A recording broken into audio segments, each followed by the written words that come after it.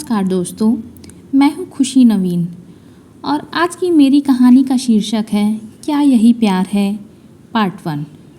तो चलिए सुनते हैं कहानियाँ जो सुकून दें। भोपाल के मालवीय नगर में घर के बाहर भीड़ लगी हुई थी। सावित्री देवी का आज सुबह सुबह ही निधन हो चुका था। परिवार के नाम पर उनकी एकमात्र बेटी मीरा राजपूत थी।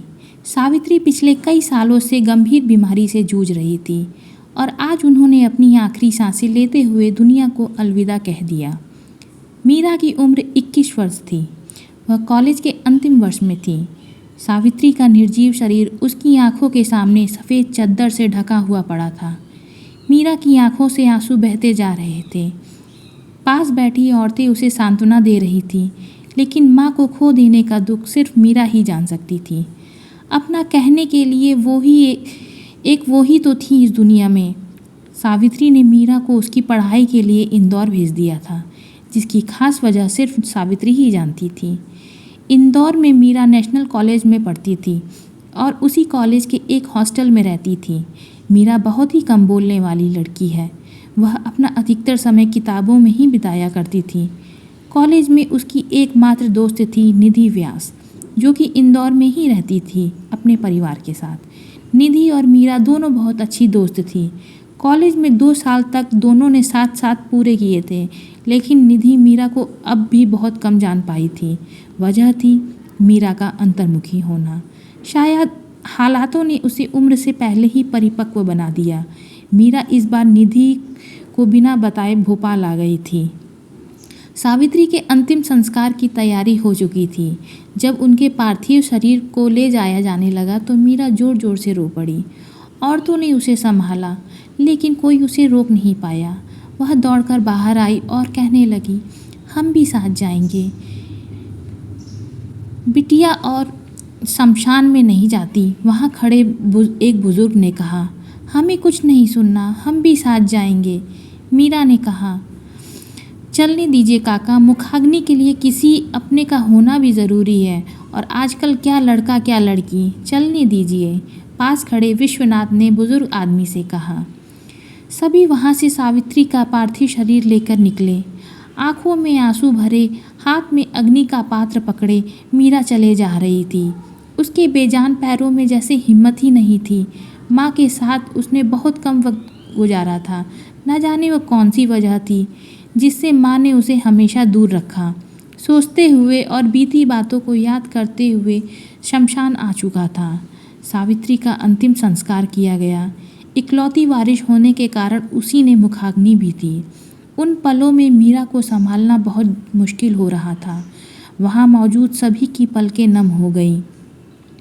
1 महीने बाद मीरा इंदौर आई।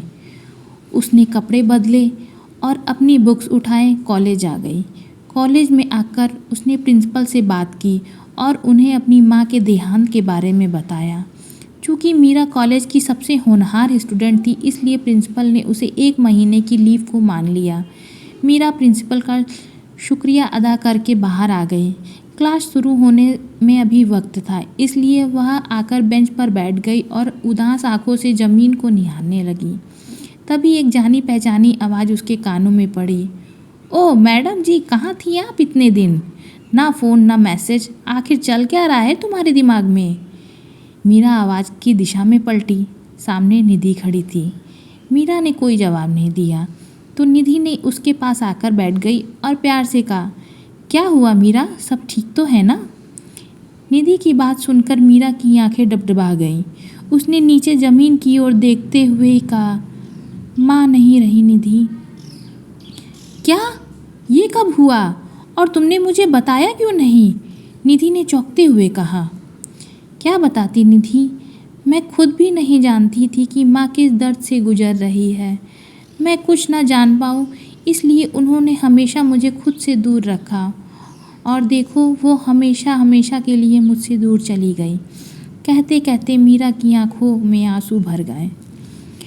निधि ने मीरा का हाथ अपने हाथ में लिया और उसकी आंखों में देखते हुए कहा, तुम अकेली नहीं हो मीरा, मैं हूँ ना तुम्हारे साथ, दोबारा ऐसी बात मत कहना। मीरा ने निधि को गले लगा लिया। निधि उसे हिम्मत बांधती रही। क्लास का वक्त हुआ। दोनों ने उठकर क्लास की और चली गई। मीरा को अपना ख्याल रखने का बोलकर निधि घर चली गई, लेकिन आज उसका मन बहुत उदास था। वह बस मीरा के बारे में ही सोचती रही। अगली सुबह हॉस्टल वार्डन ने मीरा का कमरा खाली करने को कहा। पिछले 1 महीने से उसके कमरे का किराया नहीं आया था।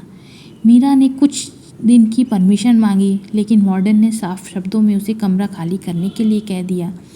किसी ने उसकी मदद नहीं की। मीरा ने अपना सामान समेटा और बैग जमाने लगी।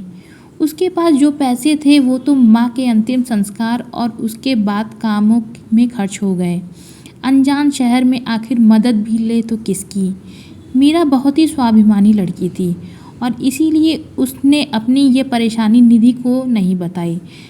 भोपाल जाने के अलावा मीरा के पास अब कोई रास्ता नहीं था। अपने बैग को लेकर वो हॉस्टल से निकल गई। निधि जब कॉलेज आई तो क्लास में मीरा को ना देखकर उसने अपने साथ बैठी रागिनी से पूछा, जो कि उसी हॉस्टल में रहती थी। ए रागिनी, मीरा कहाँ है? वो कॉलेज क्यों नहीं आई? अरे तुझे नहीं पता क्या? आज वार्डन मैम ने उसे हॉस्टल से निकाल दिया, रागिनी ने फुसफुसाते हुए कहा। व्हाट? पर क्यों? निधि ने हैरानी से कहा। क्योंकि उसने हॉस्टल के रूम का किराया नहीं दिया था। अब मुझे डिस्टर्ब मत करो, पढ़ने दो, रागिनी ने कहा और बुक्स में नज़रें गड़ा ली। निधि ने सुना तो सोचने लगी, इतना सब हो गया और मीरा ने मुझे बताया तक नहीं। ये लड़की भी ना, इसे समझना सच में बहुत मुश्किल है। पता नहीं इस वक्त वो कहाँ होगी। मुझे जाना होगा। निधि ने अपना बैग और बुक्स उठाए और क्लास के बाहर निकल गई। कॉलेज से सीधा वह हॉस्टल आई और मीरा की रूममेट से पूछा।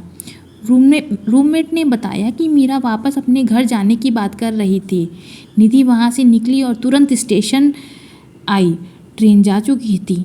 निधि हताश हो गई। उसने उदास नज़रों से ट्रेन को जाते हुए देखा और जैसे ही वापस जाने को मुड़ी, उसकी नज़र बेंच पर बैठी मीरा पर पड़ी। इसके आगे की कहानी सुनने के लिए अगला पार्ट देखिए। क्या यही प्यार है मेरे साथ? कहानियाँ जो सुकून दें। नमस्कार।